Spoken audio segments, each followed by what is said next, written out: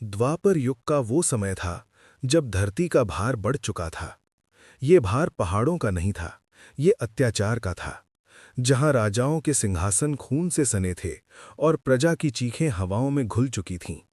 मथुरा की गलियों में सूर्य उगता तो था, पर उजाला नहीं लाता था।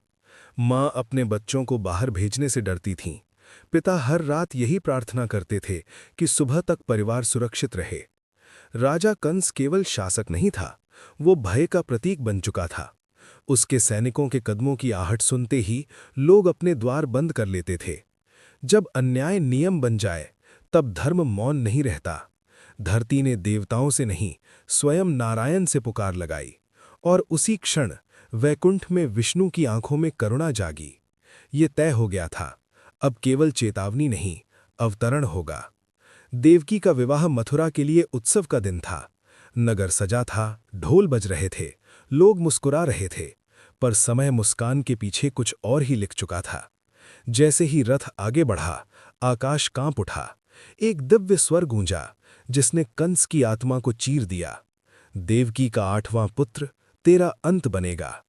वो क्षण कंस के जीवन का मोड़ था। एक भाई वहीं मर गया और एक राक्षस जन्म ले चुका था। कंस की आंखों में भय नहीं था, वो घमंड था, जो भय से भी खतरनाक होता है।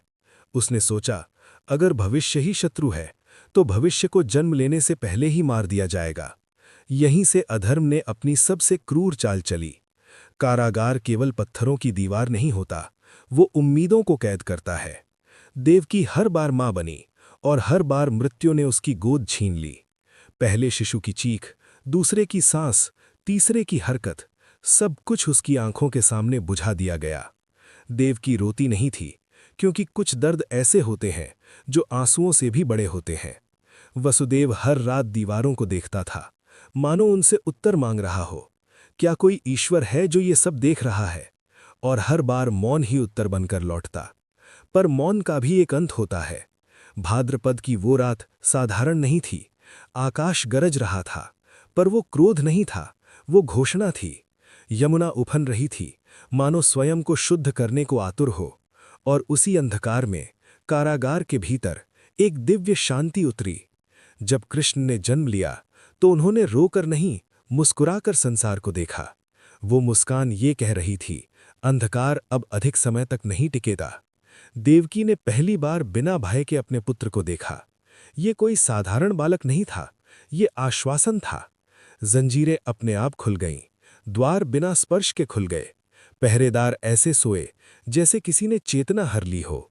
ये चमत्कार नहीं था, ये व्यवस्था का झुकना था। वसुदेव समझ गए, ये पल आदेश है। उन्होंने शिशु को उठाया और पहला कदम रखा। हर कदम के साथ समय उनकी सहायता कर रहा था। कभी जो कारागार था, वो अब मार्ग बन चुका था। रात गहरी थी, बारिश तेज थी, यमुना उफन रही थी, पर वसुदेव रुके नहीं। जैसे ही उन्होंने जल में प्रवेश किया, लहरें शांत हो गईं। नदी 2 भागों में बट गई, और शेषनाग ने अपने फन से बालक को ढक लिया। ये दृश्य नहीं था, ये संदेश था। जब ईश्वर चलता है, तो प्रकृति पीछे नहीं, आगे चलती है।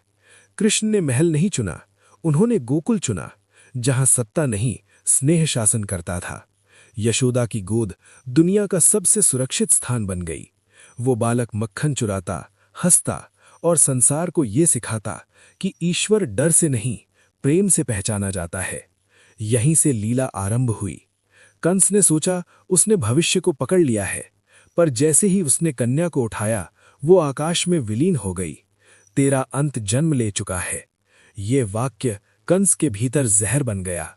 वो खोजने लगा, मारने लगा, पर उसे नहीं पता था, जिसे वो ढूंढ रहा है, वो भय से दूर हंसी में पल रहा है। कृष्ण का जन्म किसी एक राजा को मारने के लिए नहीं था। वो ये सिखाने आए थे कि कर्म क्या है, धर्म क्या है, और प्रेम कितना शक्तिशाली है। जब जीवन कारागार बन जाए, तो समझ लेना, कृष्ण भीतर जन्म ले रहे हैं।